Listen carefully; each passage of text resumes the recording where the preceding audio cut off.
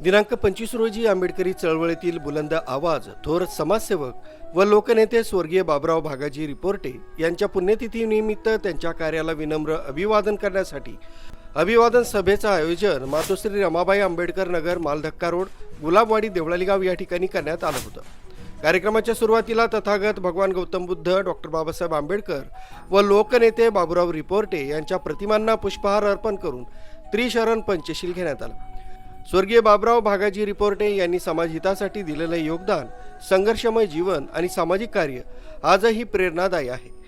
त्यांच्या विचारांचा वारसा पुढील पिढ्यांसाठी मार्गदर्शक नक्कीच ठरेल। लोकनेते बाबुराव भागाजी रिपोर्टे यांचा जन्म 17 जुलै 1931 साली झाला होता आणि त्यांचं निधन 25 मे 2003 साली होऊन रिपोर्टे दादा हे 72व्या वर्षी स्वर्गवासी झाले। दादांचं कार्य काळाराम मंदिर सत्याग्रह, 1956 साली इंडियन सिक्युरिटी प्रेस संप, भूमिहीनांचा सत्याग्रह, डॉक्टर बाबासाहेब आंबेडकर भीमज्योत, सलग 15 वर्षे नगरसेवक पद भूषवलं असून रस्ते, पाणी, स्वच्छतेसाठी मोर्चे आंदोलनं करणं, शांतता समिती सदस्य, नाशिक रोड डॉक्टर बाबासाहेब आंबेडकर जयंती उत्सव सुरू करणं, नामांतर लढा, रिपब्लिकन पार्टी ऑफ इंडियाचे राष्ट्रीय नेते, राज्यपाल स्वर्गीय रासू गवई यांच्या रिपब्लिकन पक्षात जिल्हाध्यक्ष म्हणून काम सांभाळलंय। गवई यांचे अत्यंत विश्वासू सहकारी म्हणून त्यांची आंबेडकरी चळवळीत ओळख होती। दादांच्या स्मृतिदिनी अन्नदानाचंही आयोजन करण्यात आलं होतं। सदर कार्यक्रमाचे आयोजक बाबुराव भागाजी रिपोर्टे फाउंडेशनचे संस्थापक राजू रिपोर्टे व अध्यक्ष विजय रिपोर्टे यांनी केलं होतं। यावेळी दादांच्या आठवणींना अनेक मान्यवरांनी आपल्या मनोगतातून उजाळा दिला व श्रद्धांजली अर्पण केली। आज बाबुराव भागाजी रिपोर्टे यांच्या 24व्या स्मरणनिमित्त आपल्या फाउंडेशनच्या वतीनं हा जो कार्यक्रम केलेला आहे, आपल्या बाबांना अभिवादनांचा आणि त्यांच्या कार्याला उजाळा देण्यासारखा आहे। बाबांचं खूप कार्य आहे, बाबांच्या कार्याला सांगायला खूप म्हणजे दिवस उजळेल तरी काम संपणार नाही। कारण बाबांनी जे नाशिक जिल्ह्यामध्ये जे काम केलं आहे, उभं केलं, कार्यकर्ते उभे केले, आणि नाशिक जिल्ह्यामध्ये एकच नेता होता म्हणजे बाबुराव रिपोर्टे, बाकी नेते कोणीच नव्हते त्यावेळेस। असे काम बाबांचे होते। कलेक्टर, आयजी, डीआयजी सगळे येऊन बाबांच्याच जवळ बसायचे, असं काम बाबांचं होतं। आणि बाबुराव रिपोर्टे हे आम्हाला तयार करून गेले, कारण त्यांच्या कार्याला उजाळा देण्यासाठी हा आजचा जो कार्यक्रम आमच्या विजूने आणि राजू रिपोर्टेने ठेवला, त्यांचे मी आभार मानतो। आणि या सर्वांनी दरवर्षी कार्यक्रम ठेवा असे मी त्यांना विनंती करतो आणि बाबुराव रिपोर्टे यांना शेवटची श्रद्धांजली वाहतो। संपतो। तर त्यातनं दादांचं कार्य किती मोठं होतं हे थोडक्यात 4 शब्दात आता सांगणं सोपं नाही आहे, कारण त्यांच्यावर माझ्या मते एक सभा ठेवली तरी ती कमीच पडेल। दादांचं कार्य हे फार मोठं होतं, अग्रगण्य असं कार्य दादांचं असताना आज हा रिपोर्टे परिवार, लोखंडे आणि जे काही 2-3 परिवारांनी हा कार्यक्रम ठेवला आहे। खरं तर दादांच्या कार्यातून जी युवा पिढी आहे त्यांनी काही 4 गोष्टी तर घेतल्या तर त्याचं समाजासाठी चांगलं योगदान लाभेल असं मला वाटतं। आणि जी चळवळ दादांनी त्यांच्या काळात चालू केली होती तेव्हा ती त्या परिस्थितीनुसार होती, आणि आज जी परिस्थिती आहे ती अतिशय वेगळी असून युवकांना खरी शिक्षणाची गरज आहे।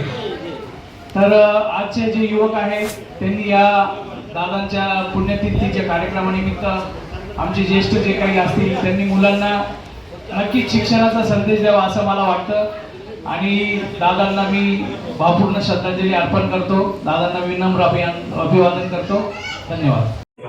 आठवणीच्या निमित्ताने आपण कार्यक्रम घेतला आहे, या कार्यक्रमाचे सर्व समाजातून आलेले प्रतिष्ठित नागरिक बंधू आणि भगिनींनो, दादाचं काम इतकं मोठं आहे, किती बोलावं किती नाही, दादाला 4 तास बोलणार आहे। परंतु दादाबद्दल जे काय सांगायचं असलं, माझ्यासारखा छोटा माणूस दादाबद्दल काय बोलणार ते मला विचार पडत होते। आयुष्याचा म्हणजे लहानपणी 5 वर्षाचा होतो तेव्हापासून दादाबरोबर माझे संबंध आले। लहानपणापासून दादाने आम्हाला एक वडिलांसारखं दादाने मला सांभाळलं। सामाजिक आणि राष्ट्रीय आणि सामाजिक आणि शैक्षणिक संस्थेमध्ये किंवा सरकारामध्ये जे काही मी थोडंफार काम करू शकलो ते दादांचे मार्गदर्शनाखाली आणि दादांची पुण्यामुळे झालं असं मी इथे नमूद करतो. दादांचा वारसा आपण विचार दादांचे जे आहेत ते आपण सर्वांनी चालवले पाहिजे अशी मी आपण सर्वांना विनंती करतो. आणि माझ्या स्वतःच्या कुटुंबाने किंवा बाकीच्या कुटुंबातर्फे त्याप्रमाणे त्याच्याकडे सर्व दादाचे प्रेमी झालेल्याचं सन्मान करून दादाला आपण वापरून सांगतो. जेवणाला बसून घ्यावं, कारण की लहान लेकरं पण आपल्यासोबत आहे. ज्येष्ठ लोक आहेत, काही कोणाला दवाखान्याचा काही त्रास असतो, काय वेळ झाला असं क्षमा मागतो आणि भोजनाला आपण बसून घ्यावं आणि दादांना आपण सर्वांनी शेवटची श्रद्धांजली करू किंवा सर्वांनी उभे राहू. कार्यानं महान माणसं काळाच्या पडद्याआड जात नाहीत, ती सदैव स्मरणात राहतात.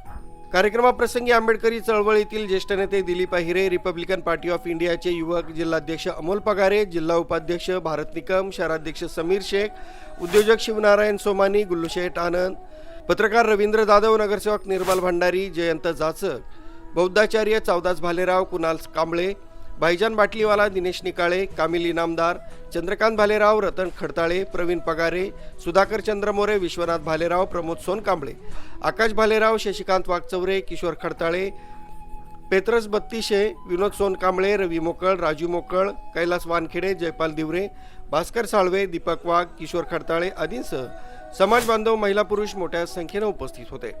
मुख्य संचालक रवींद्र जाधव, लोकराज्य न्यूज, नाशिक रोड.